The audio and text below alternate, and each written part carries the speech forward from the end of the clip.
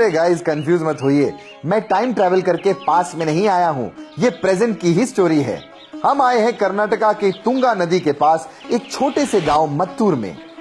क्यों आए हैं?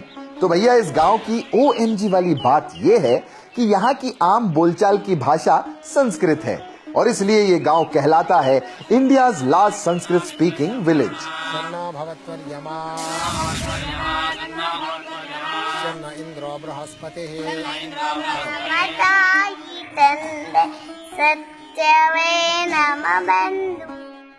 जी हाँ, यहाँ के बच्चे बूढ़े जवान सब हैं संस्कृत लैंग्वेज के विद्वान।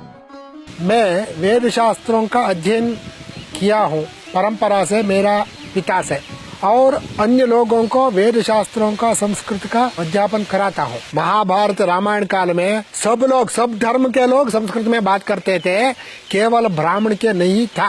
परंतु कालांतर में अन्य लोगों का इच्छा केवल धन से हुआ, केवल प्रापंचिक सुख से हुआ, इसलिए सब लोग संस्कृत को छोड़ दिया।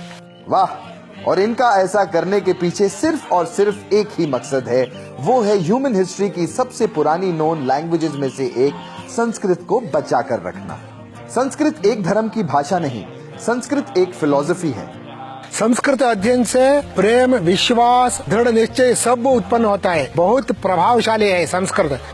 संस्कृत को कई इंडियन लैंग्वेजेस की जननी माना जाता है। आपको पता है इंग्लिश वर्ड मैन संस्कृत शब्द मन्नू से डिराइव्ड है। इसी तरह चंपू से बना शैम्पू, घास से बना ग्रास। जी हाँ, ऐसे कई इंग्लिश वर्ड्स हैं जो संस्कृत से इवॉल्व हुए हैं। OMG मतलब लैंग्वेज के मामले में संस्कृत इंग्लिश की पप्पा है।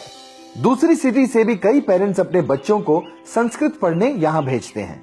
We are teaching Sanskrit from LKG to 10th standard.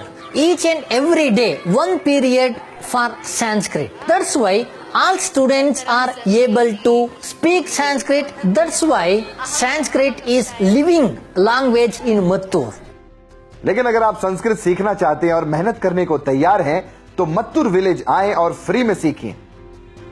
Sanskrit सीखने के लिए केवल 15-20 दिन चाहिए, परंतु उस पर नियम है इधर ही रहना, सदा संस्कृत में ही बोलना, संस्कृत को सुनना। जो विदेशी लोग हैं और हमारा देश के लोग हैं और विदेश में बसे हुए हमारा देश के लोग, उनको भी स्काइप में मैं निःशुल्क संस्कृत का अध्ययन कराता हूँ।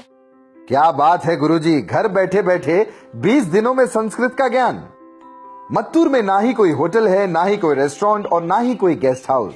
यहाँ के लोग गेस्ट को अपने घरों में ठहराते हैं और घर का खाना सर्व करते हैं।